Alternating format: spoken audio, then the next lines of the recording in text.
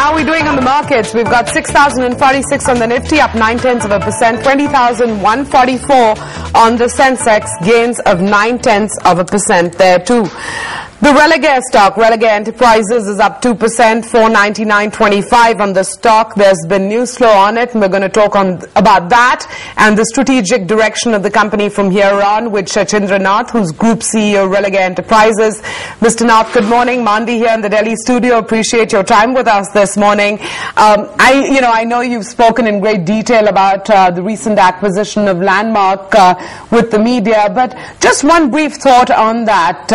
In a nutshell, what does that acquisition bring to the table for Religare?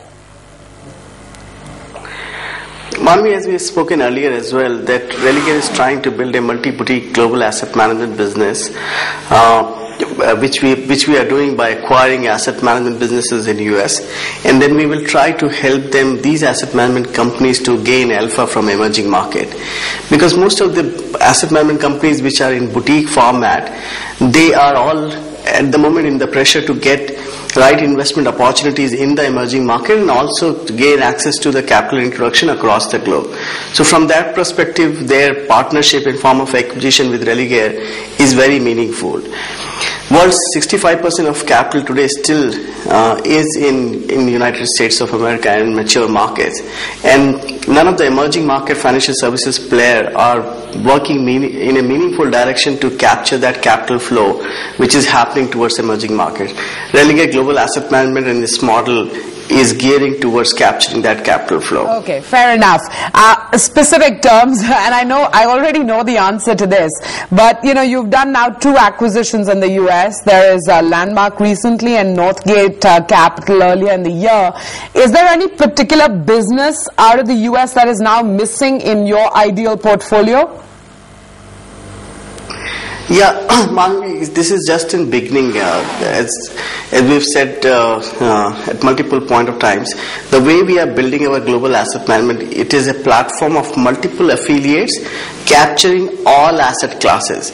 So if you go to a large pension endowment, they allocate capital across all buckets of asset management businesses: liquid pool, which is fixed income, alternative, hedge funds, private equity fund of fund, venture capital. We intend to create partnership across all buckets of asset management businesses. So when we go back to these investors, which are all large institutional investors, we can showcase them that Religare Global Asset Management have affiliates across all asset pool, and also we can show them that now these asset management companies can gain access to emerging market in far better fashion.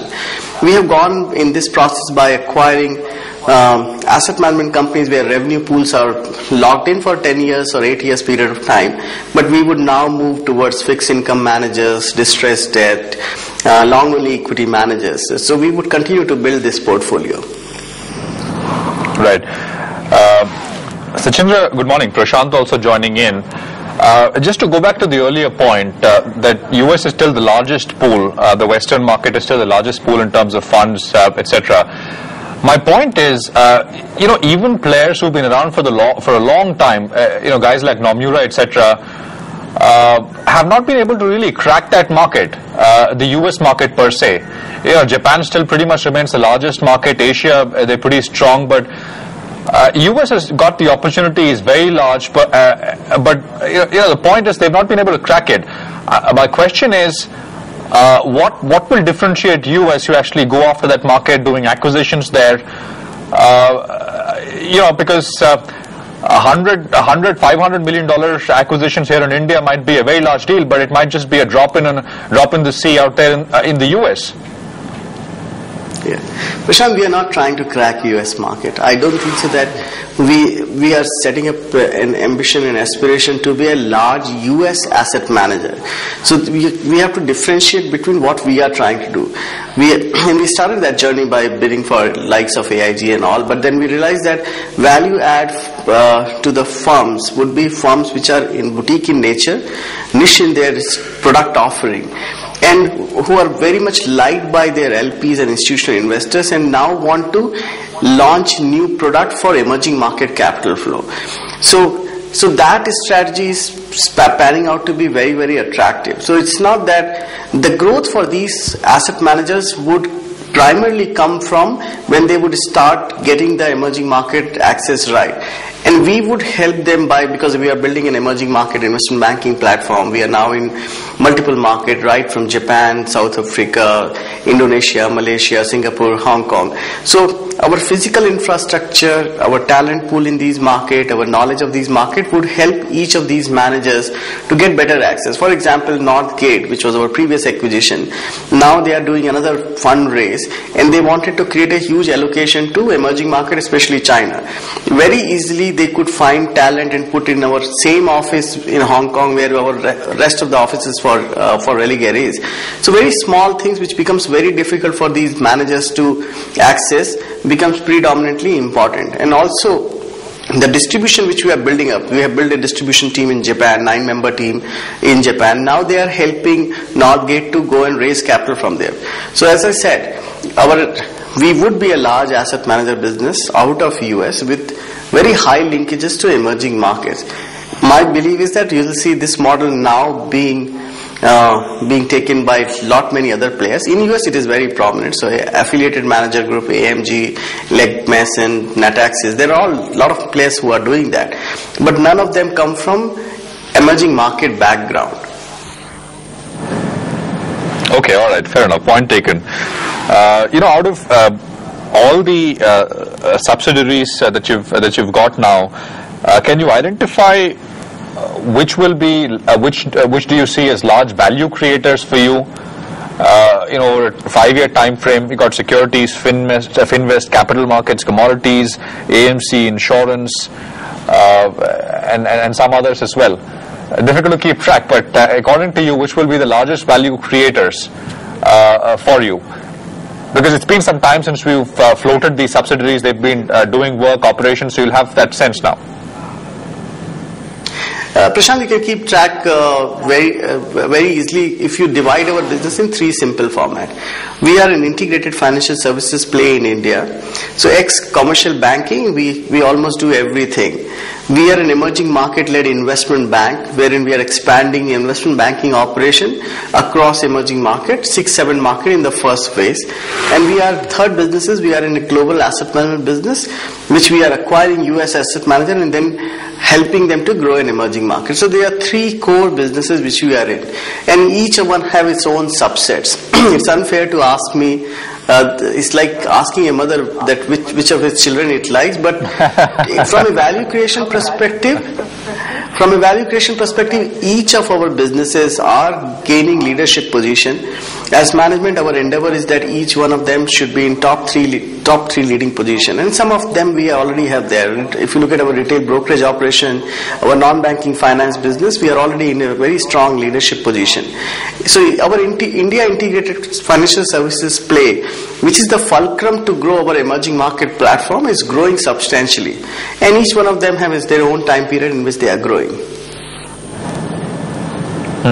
2 questions, Shachindra, and I'm sure you sort of keep looking at it.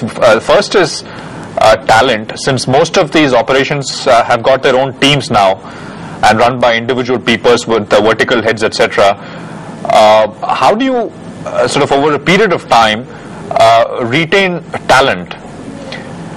Because at the end of the day, that probably will differentiate you among in the businesses that you operate in. Second, how do you guard yourself against fluctuations in the market conditions itself, capital market conditions, equity market conditions, so that the returns that you generate are sustainable? Yes, very good question, Prashant. Very few people ask these questions, especially on electronic media. If you look at our background, Prashant, we are backed by one of the most respected, one of the most cash-rich families in India. But the beauty is that they have allowed this management team to function independently and function entrepreneurially, and that is the DNA which allows us to get new talent and retain them. So the way I explain this business to a lot of investors, this is a perfect joint venture or combination or collaboration of capital and talent, because each of our businesses management team have been given substantial vested option. They are very well aligned to grow their business and create shareholder value. So unlike global banks wherein people just work for a defined role, for a defined job, for a defined salary, people in Religare, and especially the management teams, the CEOs, are very clear in terms of what value they have to create, and if they create that value, the stakeholders get the benefit, but they also get the benefit. So that's the core why you see huge amount of talent inflow coming into the business. Especially in our investment banking, when people write from Morgan Stanley, JP Morgan, Goldman Sachs, UBS are now coming and forming part of our platform. And second is cultural. I think so. There is a lot of frustration among high quality management teams across financial services segment, wherein they want a platform, wherein they work under an institutional parentage, but have the freedom to build business as per their aspiration and then succeed jointly. So there are multiple factors then it start working behind it, but these are the two core things because of which we think, one, we are acquiring and getting very high quality talent, and we have been able to retain them very, very consistently. Prashant, I missed your second question. Right, I got that, Shachindra. Just before I wrap this up, I'm sorry you just squeezed in on time. Would love to have you on a long format. We can chat about a lot of these issues. For 012, 013, would you want to put out any sort of a guidance for the group as such, for Religare? Where would you like to end as far as revenues go? Would you want to do that? So I won't put a number because as a policy we don't do any forward projection, but I think so given the diversified of our business, and it also relate to your question how we are insulated to the capital market. One of the reasons why we are very aggressively into asset management business, because that is an insulator to huge transactional income which we generate over capital market. So two businesses of ours, lending and asset management, are insulated to our capital market flow business. In terms of the number, I think so what we would like investors to track Religare is on the basis of our very high quality top line performance. We have been growing around 30% increase in our 20% increase in our top line.